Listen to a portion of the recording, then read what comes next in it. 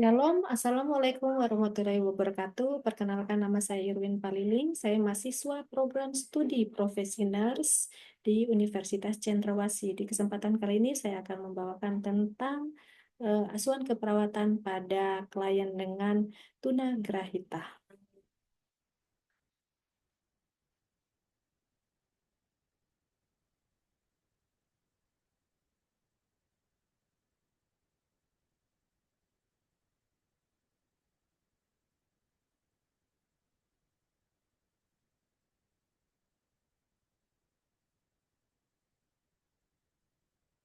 Jadi, tunagrahita ini merupakan suatu kondisi di mana anak ini mengalami hambatan pada perkembangan mental, tingkat inteligensi bahasa, sosial, dan motorik. Kemudian secara harfiah, kata tuna adalah merugi, sedangkan grahita adalah pikiran. Dengan demikian, ciri utama dari anak tunagrahita adalah lemah dalam berpikir atau bernalar. Kemudian tunagrahita ini juga dikenal dengan berbagai nama atau istilah lain seperti lemah pikiran, terbelakang mental, dan juga cacat grahita. Kemudian klasifikasi tunagrahita ini terbagi menjadi 4. Yang pertama yaitu tunagrahita ringan, itu IQ-nya 50-55 sampai dengan 68,70. Kemudian pendidikannya itu dapat dilatih dan dididik. Kemudian klinisnya ini anak dapat belajar keterampilan, kemudian dapat hidup mandiri dan berpakaian. Kemudian estimasinya 85% dari anak dengan tunagrahita. Kemudian umur mentalnya itu setara usia anak normal yaitu 9 sampai 12 tahun. Kemudian yang kedua, tunagrahita sedang dengan IQ 35 sampai 40 sampai dengan 50 sampai 55.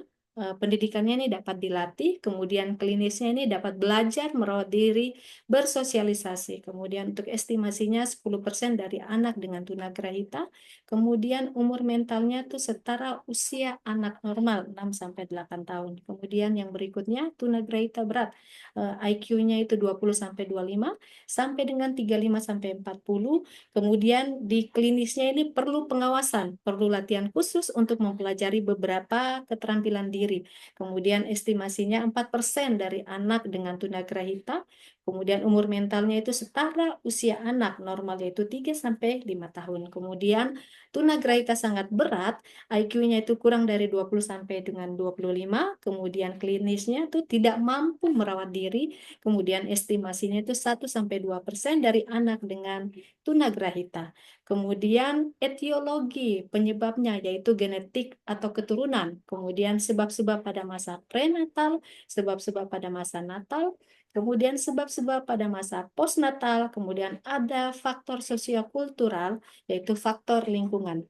Kemudian karakteristik dari tunagrahita ini yang pertama yaitu penampilan fisik yang tidak seimbang, kemudian tidak menunjukkan perkembangan yang berarti sesuai dengan tahapan usianya, kemudian tidak dapat mengurus diri sendiri sesuai perkembangan yang seharusnya, kemudian mengalami hambatan atau perkembangan bahasa, kemudian kurangnya perhatian terhadap lingkungan, memiliki emosi yang sangat labil, kemudian memiliki daya ingat yang sangat lemah, sulit dan lamban mempelajari hal-hal.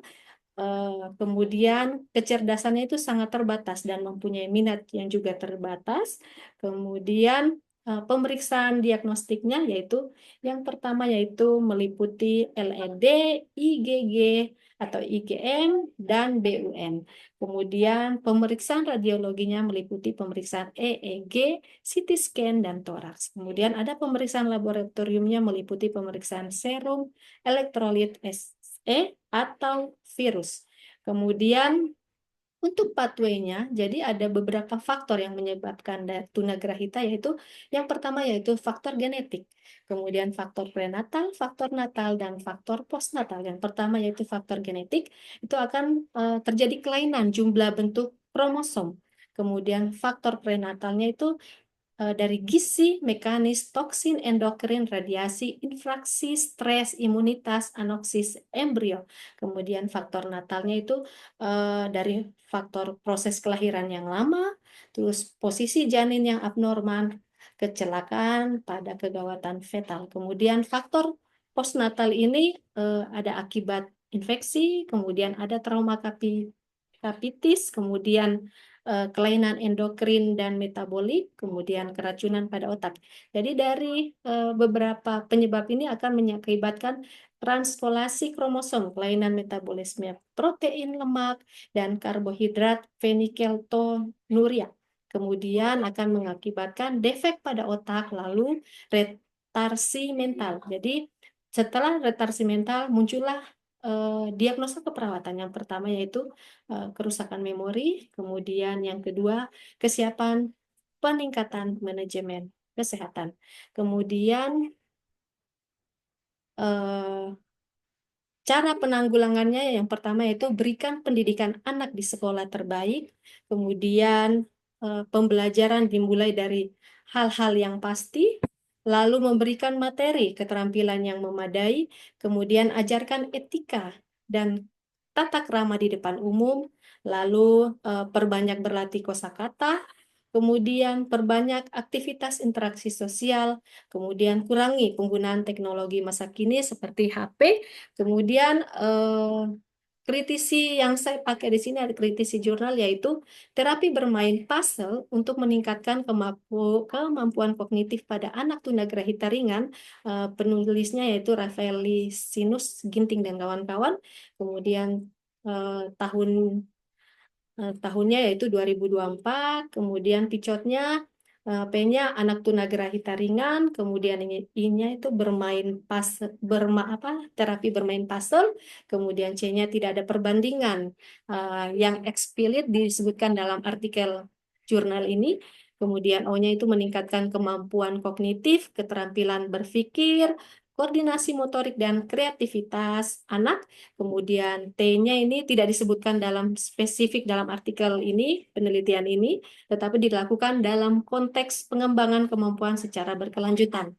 Kemudian desainnya menggunakan eh, kuantitatif, yaitu studi kasus, kemudian sampelnya itu anak-anak tunagrahita ringan yang terlibat dalam terapi bermain puzzle, jumlah spesifik sampelnya tidak disebutkan dalam artikel ini, kemudian teknik sampel yaitu menggunakan teknik pervasive sampling, yang artinya peneliti mengetahui sampel yang akan diteliti, kemudian instrumennya yaitu secara observasi dan pengumpulan data melalui studi literatur.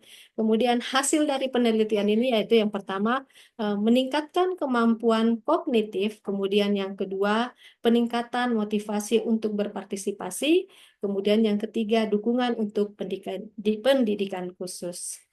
Eh, Sekian sekian dari saya. Terima kasih. Shalom. Assalamualaikum warahmatullahi wabarakatuh.